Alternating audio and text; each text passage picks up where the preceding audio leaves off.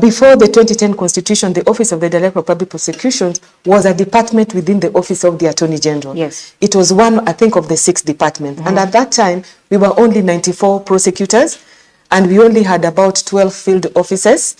And during that time, the Deputy Director of Public Prosecutions then, because the Attorney General was the Director of Public Prosecutions, so the head of the Department of Prosecutions was the Deputy Director of Prosecutions. And the Deputy Director of Prosecutions, since there was no capacity, we were very few.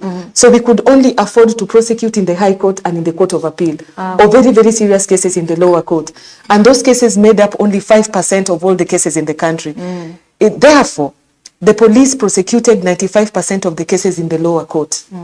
And because we did not have a policy on the decision to charge, the police investigated and decided which cases that they took to court, and they also decided what to do with them. So the Director of Public Prosecutions was not aware or was not in charge of all the cases that were getting into the system at that time. Most cases start in the lower court. Yes. And in those lower courts, the person who was prosecuting was the police officer. So the police officer could investigate, could prosecute, could withdraw.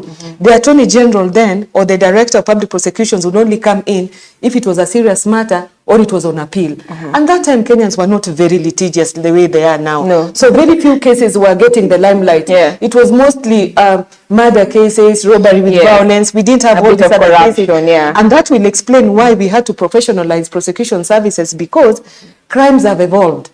You know, initially when the police were the ones investigating and prosecuting, it was backed by our colonialists. Yes. Most laws were legislated because of the Africans, and it was mostly physical offenses. And these were offenses that you could see. There was nothing like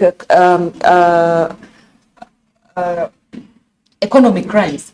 The very, very, very complex cases that were still very honest. Yes. And you find that the physical offenses that were being prosecuted then, they were almost like moral offenses that everybody was aware of, but things have changed. Tunaahidi mashtaka yenye haki na usawa.